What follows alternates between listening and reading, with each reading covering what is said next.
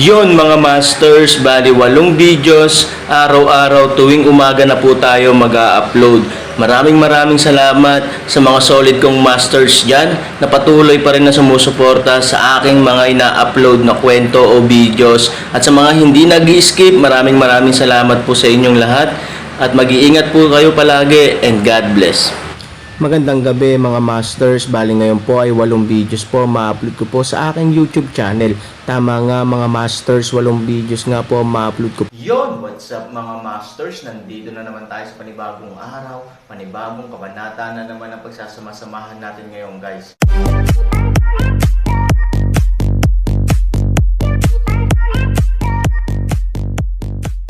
Bali mga masters, kung bago ka pa lang po sa aking YouTube channel, please click the subscribe button, lalong-lalo na po yung notification bell guys, para maging connected pa rin tayo sa isa't isa at maging updated kayo sa mga susunod ko pang video. Bali mga masters, bago natin umpisahan ng kwento ay mag-shoutout po muna tayo para sa mga solid nating tagapakinig. Shoutout kay Norlisa Sugay, shoutout kay Jay Ilacas. Yun na nga mga masters, no? Bali hindi na ito patagalin. In 3, 2, 1, let's go!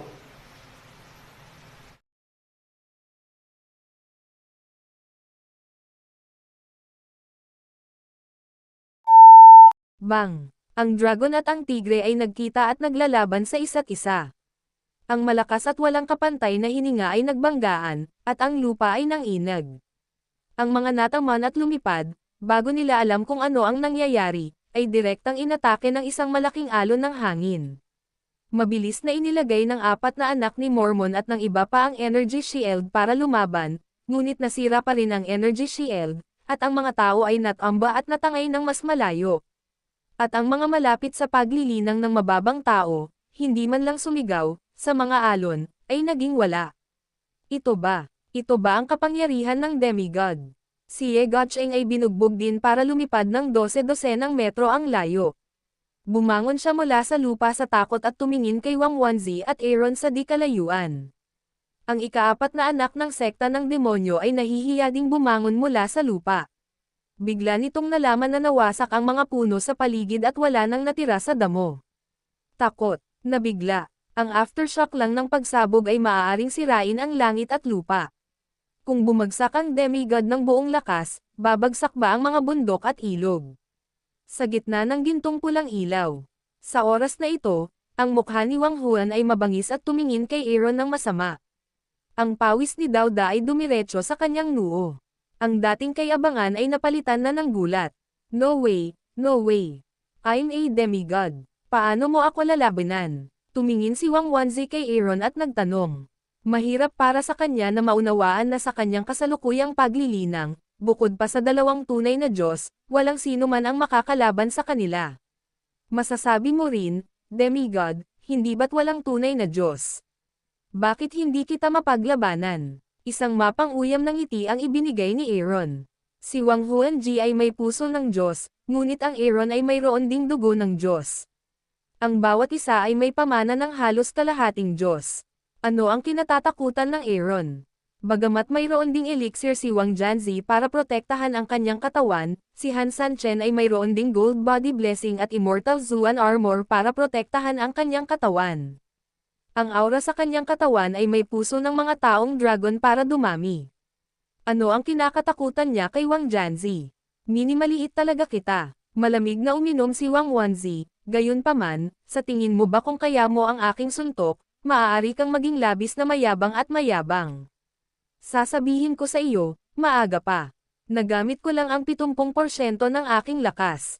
Panipi. Aaron disdains to smile, alam mo ba kung gaano kalakas ang ginamit ko? Hindi sumagot si Wang, ngunit ang kanyang mga mata ay medyo galit na. Kung kaya mo akong suntukin, pwede kang maging mayabang. Ang tanong, kaya mo bang sampelan ako? Sa madaling salita, nabigla si Wang Wenji. Anong ibig mong sabihin? Kaya ba niyang dalhin ang sarili niyang suntok? Masyado siyang mayabang. Bitawan mo ako. Galit isang inumin, Aaron biglang tumaas ang lakas, mabangis na itulak. Ang kapangyarihan ni Wang Huan ay tumaas din sa parehong oras, ngunit bago ang kapangyarihan na iyon ay tila umabot sa gilid, naramdaman na lang niya ang isang malaking puwersa na tumama sa kanyang palad, at pagkatapos, tulad ng isang agos, diretso niyang pinindot ang kanyang enerhiya, tulad ng isang agos ng bundok, at direktang dumating sa kanyang mukha. Poof! Ang buong katawan ni Wang Janzi ay direktang binugbog pabalik ng kakaibang puwersa. Bawat hakbang niya ay nag-iiwan ng napakalalim na bakas sa lupa. Gayunpaman, gumawa si Rao ng 4 o 5 hakbang upang patatagin ang kanyang figure. Sa susunod na segundo, ang dugo ay direktang bumulwak mula sa lalamunan. Ikaw Wang Huanji ay galit na tumingin kay Aaron, at gulat na tumingin sa lalaking nasa harapan niya. Gayunpaman, gumagalaw lang siya, at ang kanyang mga kalamnan at ugat ay sobrang sakit. Malinaw, si Zhang Fengduel, siya ay nasugatan. Sinasabi ko na hindi mo ito madadala. Isang malamig na ngiti ang ibinigay ni Aaron, at ang kanyang mga salita ay puno ng paghamak. Nasa demigod ka rin. Hindi maisip na tumingin si Wang Janzi kay Aaron at napangiwi sa sakit. Hindi sumagot ng nakangiti sa halip, ngumisi siya, kwalipikado ba ang natalo na tanungin ang nagwagina. Ang galit ni Wang Huan ay isang subo ng lumang dugo, nakakunot ang noo, godlibingan, hindi ka nagtatago na hindi nagbigay ng iba. Ako, panipi, malamig ang mukha ni Wang Huan. Hindi niya kailangan ng Aaron para sumagot. Alam na niya ang sagot. Kung hindi nito maipaliwanag ang lahat ng katotohanan sa harap niya. Kasabay nito, biglang napagtanto ni Wang Wenji na kinuha ni Aaron ang dapat sana niyang maging Diyos, at maging ang lahat mula sa isla ng Xianling. Parang pinatay na talaga kita. Kinagat ni Wang Janzi ang kanyang mga ngipin. Kasama mo. Aaron disdains ang paraan. Hindi ako, syempre. Isang malamig na ngiti ang ibinigay ni Wang Wenji. Bigla na lang, sa oras na ito, naramdaman na lamang ni Aaron ang dilim sa kanyang ulo. Nang tumangala siya, nakita niya ang isang higanteng banner na lumilipad sa kanyang ulo at mabilis na umiikot. Halos sabay-sabay, maraming monghe na nakakasek, laman na sombrero at pulang balat ang sumugod, may hawak na mga butil o tungkod, mabilis na pinalibutan ang Aaron. Alam ko kung ano ang maaari mong gawin, ngunit sa tingin mo ba ay wala akong ibang paghahanda para sa mga taong maaari bang maubusan ang walang katapusang kailaliman? Napakunot ng noo si Aaron at uusad na sana. Biglang may lumabas na kulay abong sinag mula sa higanteng bandila, na direktang bumabalot sa Aaron. Isang kakaibang tunog ng mahika ang lumutang din sa kanyang mga tainga sa tamang oras. Sa tuktok ng bundok sa di kalayuan, umindayog ang figure.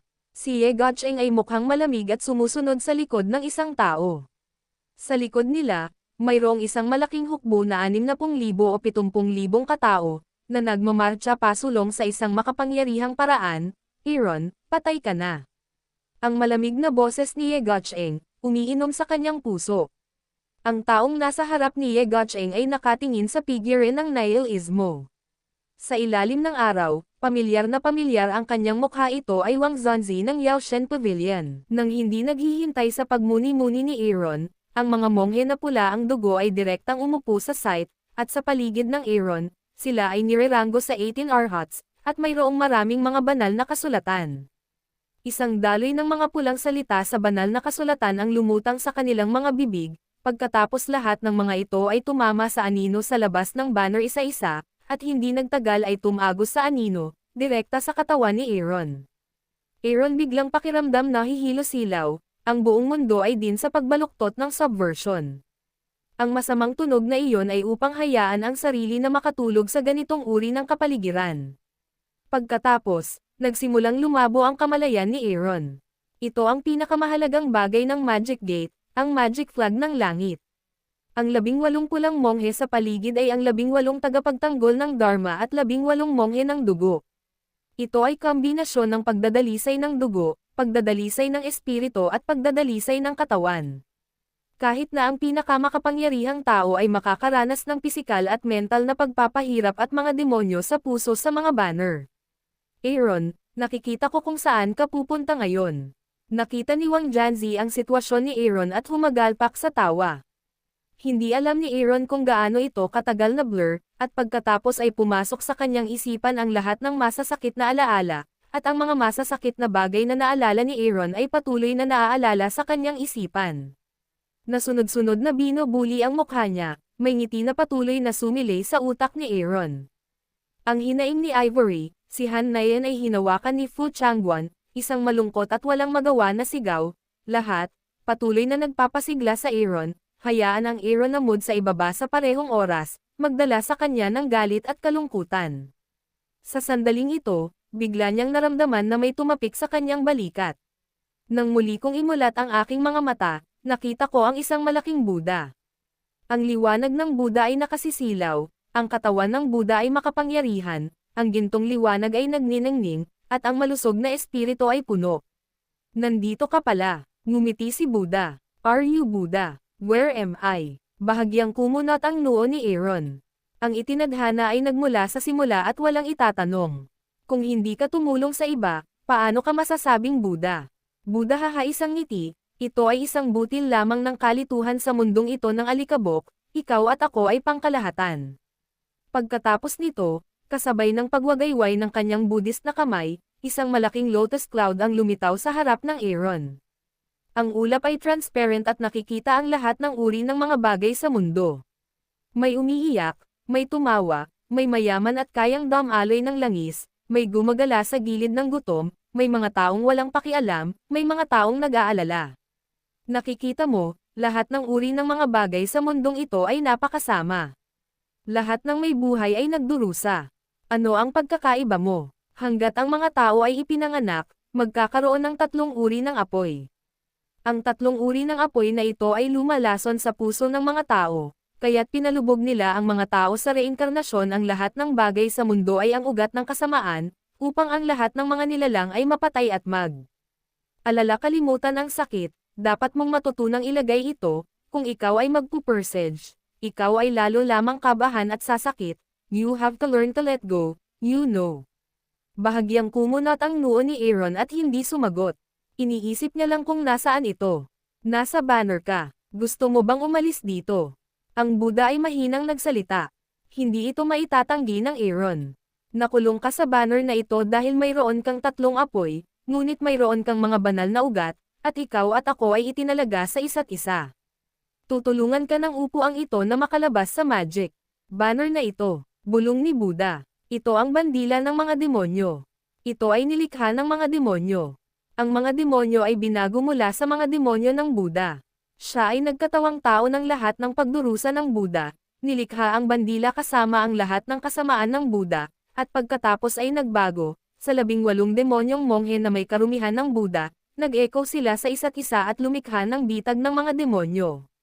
Budismo at Taoismo. Tumanggo si Aaron at magalang na sinabi, paano ko masisira ang bandila? Ang mga demonyo, mga banner at mga demonyo ay lahat ng kasamaan ng Buddha. Kung gusto mo silang hamakin, kailangan mong matutunan ang kabutihan ng Buddha. Kailangan mong matutong bumitaw, pakawalan ang mga tao, pakawalan ang mga bagay, pakawalan ang puso, bitawan ang lahat ng bagay sa mundo, tulad ng ginagawa ko sa Budismo. Buddha sinabi, dahan-dahan ipinikit ang kanyang mga mata, sa oras na ito, ang Sanskrit tunog-tunog, ang tunog sa tainga, nakalulugod sa puso, hayaan Aaron biglang magkaroon ng isang pangingimbabaw pakiramdam. Huwag mag-isip magkano, Aaron bahagyang ipinikit ang kanyang mga mata, puso na may Buddha, makinig sa boses ng Buddha, dahan-daang nanirahan. Sa oras na ito, ang paligid. Dahan-daang umupo si Aaron, kasabay nito, ibinaba din ang lahat ng depensa. Itong tanga, akala niya talaga tinatawid siya ni Buddha. Ang malamig na boses ni Ye Gotcheng ay humahamak sa pangungutya. Ang masamang ngiti ni Wang Huan, kung ang mga tao ay nagsasagawa ng Budismo, maaari silang maging mga Diyos. Huwag mong sabihin iyon. Okay lang na magsanay ng Budismo, ngunit kailangan mo munang pumunta sa kanluran. Ngumisi si Ye Gotcheng. Tumawa si Wang Huanji, mamaya, ipapadala natin siya sa kanluran. Dahil doon, pinagtawanan ni Wang Xuanzi ang 18 monghe sa dugo. Naunawaan ng mga monghe ng dugo, at ang dala sa kanilang mga bibig ay mas mabilis.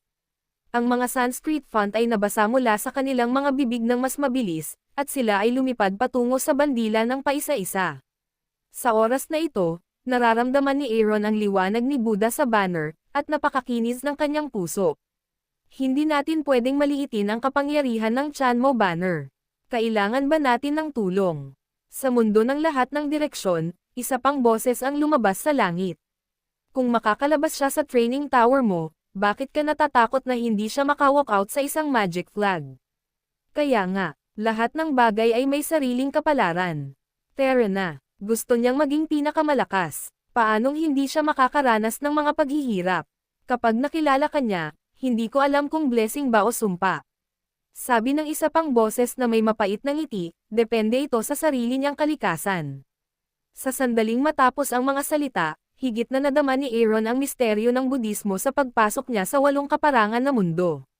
Para siyang isang malaking isda na tuyo sa mahabang panahon.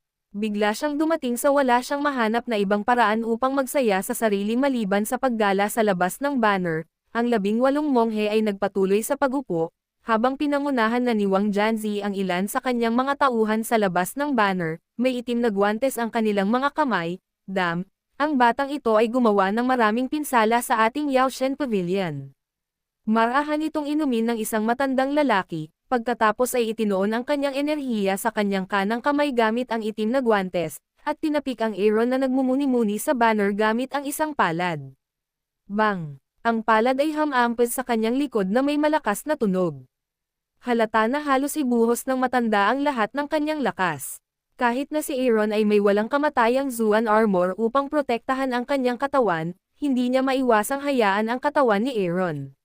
Namasugatan ng husto at damaloy ang isang dampi ng dugo mula sa sulok ng kanyang bibig, ngunit sa oras na ito Aaron, hindi lamang walang sakit, walang pagtutol, kundi isang mahinang ngiti sa sulok ng kanyang bibig, ang isang maliit na basura, maglakas loob sa itaas sa akin, hindi mo ba sinasadya na makipag-ayos sa akin, papasiyahan kita at makikipag-ayos sa iyo ngayon, malamig na ngumiti si Ye Gacheng, bumuhos din siya ng enerhiya sa kanyang may guwantes na kanang kamay, itinutok ito sa dibdib ni Aaron, at ipinalakpak muli ito, mas mabilis na umagos ang dugo ni Aaron. Pagkatapos, isa-isang tinamaan ng mga tao sa tabi ni Wang Wan ang Aaron katulad ng mga nauna sa kanya, parang haligi ang dugo ni Aaron, pero may ngiti pa rin sa kanyang mukha. Yun na nga mga masters, no? Bali panibagong kabanata na naman yung natapos natin ngayong gabi.